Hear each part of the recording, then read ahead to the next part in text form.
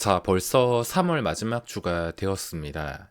이때까지 열심히 매매를 했어도 계속 치고 박아도 수익이 없거나 손실일 수도 있을 것입니다. 또 잘 될 때는 이게 사이버 머니 게임돈 같이 느껴질 정도로 크게 수익이 날 때도 있을 것입니다.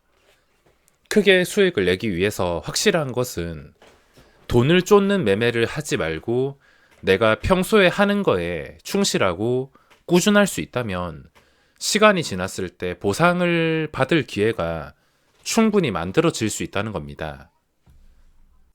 3월 시장은 급등주들이 정말 많았기 때문에 1월, 2월보다 웃음이 나오시는 분들이 많으실 것 같은데, 하지만 급등주를 최고점에서 타거나 활용하지 못하신 분들은 수익과는 거리가 멀 수밖에 없어서 수익 낸 사람들을 보고 나도 이렇게 해야겠다 싶어서 좀 조급하게 충동적으로 매매가 이어질 수가 있는데, 절대 남과 비교하지 마시기 바랍니다. 남이 수익 냈다고 해서 또는 시장이 크게 올랐다 해서 수익을 당연하게 생각하시면 안 됩니다. 남과 비교를 하는 순간 주식시장에서는 불행해질 수밖에 없습니다. 지금 설명드린 부분에 대해서만 알고 계시더라도 앞으로 3월 마지막 주, 4월, 5월 그리고 무슨 시장이 펼쳐진다 하더라도 살아남으면서 언젠가 대박날 기회의 가능성은 충분할 것입니다. 자, 이번에 종목을 보면 급등이 너무 많이 나와서 버려야 될 것들이 참 많습니다. 하나씩 집어보고 어떤 식으로 전략을 세워야 되는지 체크해 보겠습니다.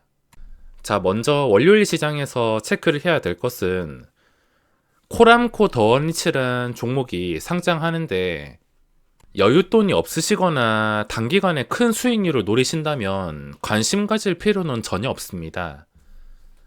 몇 주 동안 버티다가 잘 됐을 경우에 5%, 진짜 잘 된다 하더라도 10% 이내로 수익을 생각하고 있는데, 토요일 영상에서 말씀드린 것처럼 코람코 더원리츠는 제가 생각하는 합리적인 가격이 시초가가 5,300원 이하입니다. 5,300원 이하에서 시작하거나 5,300원 좀 넘어서 시작했다 하더라도 처음에 나와야 될 물량들이 나왔을 때 눌렸을 때 5,300원 정도에서 거래가 된다면 또 합리적인 가격으로 생각하고 분할 매수로 꾸준히 접근을 해서 시간이 지나가지고 이런 식으로 시세가 나왔을 때 시세 차익 정도를 노릴 수 있는데, 만약에 합리적인 가격이 아닌 5,500원이나 5,800원 그 이상에서 시작을 해버린다면 신규 매매는 불가능할 것 같습니다. 자, 그리고 지금 신규주 추세가 심상치 않은 종목들이 몇 개씩 보이기 시작하는데, 최근까지만 하더라도 신규주들 볼품 없었습니다. 신규주는 항상 제가 체크하는 것이기 때문에 신규주부터 빠르게 체크를 하고 넘어갈 텐데, 지금 이 많은 종목 중에서 그나마 자리가 만들어져 있는 게 3개가 보입니다. 3개가 뭐냐면 오토앤이랑 유일로보틱스, 공구음원, 이 3개의 종목이 지금 시장에서 포착이 되고 있는데, 오토앤 같은 경우에는 장중에 잠깐 튀어 오른다고 이걸 따라잡는 게 아니라 종가 기준으로 2만원 위에서 마감을 했을 때만 관심을 가질 생각입니다. 만약에 종가 기준으로 이게 2만원 이상에서 마감할 것 같다 싶으면 미리 눈치를 채고 한 2시 넘어서부터 종가 매수까지 생각을 해보던가, 아니면 확실하게 2만원이 아니더라도 22,000원 거리가 더 멀어진다 하더라도 정말 나는 확실하게 잡겠다 싶으면 차라리 최고점 근처에서 종가를 형성할 때 그 뒤에 하루 이틀 시세가 나온다 생각하고 공략을 시도할 수가 있을 것 같습니다. 이런 그림이 나오는 게 아닌 이상 떨어지게 된다면 전혀 관심을 가질 필요는 없을 것 같습니다. 그리고 유일 로보틱스는 이게 순간적으로 거래가 나왔을 때 정말 많은 거래 대금이 나왔는데, 금요일 시장에서 거래 대금이 2천억이 나왔습니다. 저는 개인적으로 뻥튀기 된 종목을 별로 선호하지 않아서 이 종목은 매매 대상에서 예외가 되거나 우선순위에서 밀리겠지만, 단순히 차트만 봤을 때, 2배 뻥튀기를 제외하고 차트만 봤을 때 거래 대금도 살아있고 차트도 살아있습니다. 게다가 제가 생각했던 종가 가격이 윗꼬리가 좀 달린 게 아쉽긴 하지만 27,000원 이상이었기 때문에 27,000원 이상에서 어쨌든 간에 첫날 상한가보다 올라온 자리에서 계속 거래가 된다는 것 자체가 잘 빠지지 않는 것이기에 아직까지는 추세와 힘이 살아 있습니다.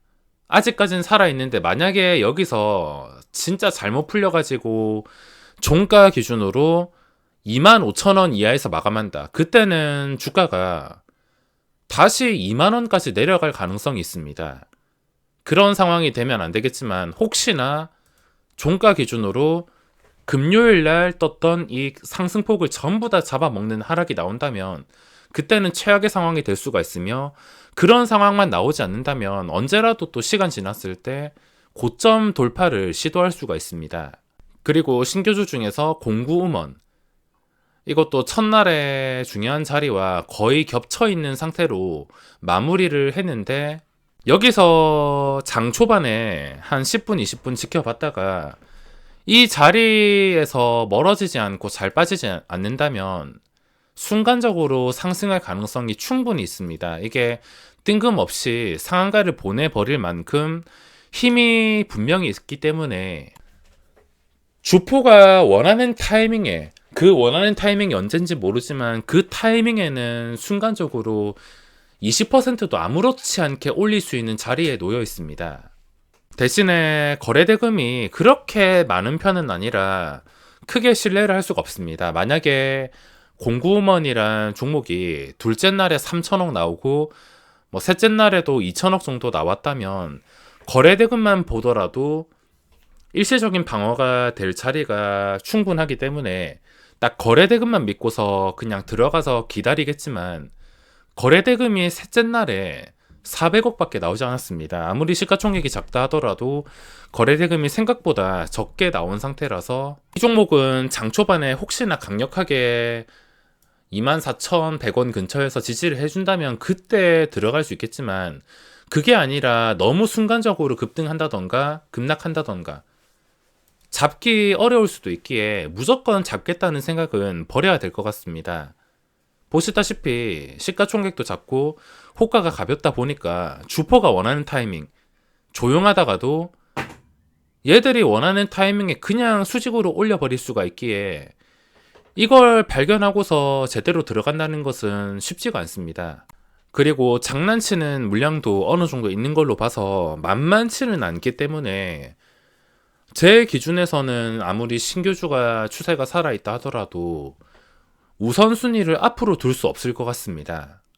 자, 그리고 최근에 강했던 티플렉스라는 종목이 있는데, 저는 수익을 내기 위해서 어떤 식으로 생각을 하냐면, 지금은 불확실한 자리입니다. 주가가 최악의 상태가 되었을 때는 다시는 올라가지 못할 수도 있기에 모양이 예쁘게 잡힐 때까지 기다려야 됩니다.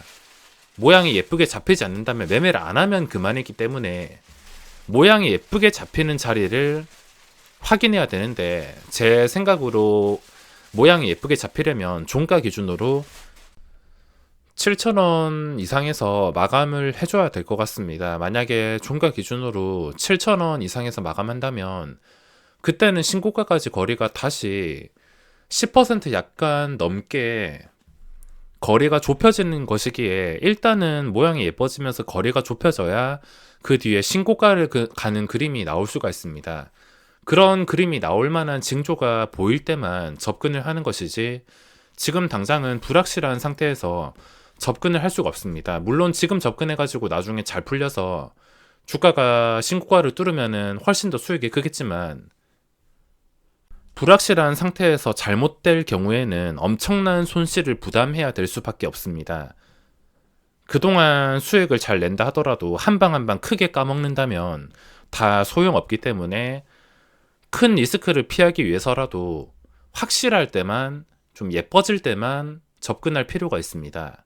그리고 아직 로봇주들의 추세가 아까 유일 로보틱스와 함께 살아있는 상태인데, 에브리봇이란 종목은 신고가까지 거리가 멀지가 않습니다. 5만원 호가까지 겹쳐 있어서 이것도 집중만 할 수 있다면, 제가 눈과 손이 여러 개가 있다면 이것도 계속 지켜봤다가 장중에 혹시 5만 원 돌파해 준다면 그때 로봇주들 분위기 같이 보면서 판단을 할 것 같은데, 이것도 계속 집중해서 메인으로 신경 쓰기에는 다른 종목들이 너무나 많아서 일단은 그냥 5만 원짜리가 중요하다 정도만 생각해야 될 것 같습니다. 그리고 지금 로보티즈라든지 로보로보라든지 아직까지는 추세가 로봇주들이 다 살아 있습니다.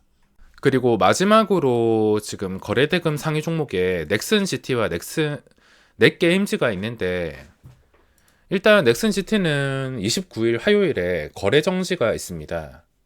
혹시나 월요일 시장에서 시간에 거래 많이 떨어졌는데 일단 초반부터 사는 것은 참 부담스러울 것 같으며, 이것도 한 30분 정도 지났을 때부터 밑에 호가가 아주 단단하다면 그때 눌림목 정도로만 활용할 수 있을 것 같습니다. 근데 떨어지는 속도가 건강한 눌림목을 벗어나가지고 폭락이 나온다면 함부로 잡을 수 없을 것 같습니다.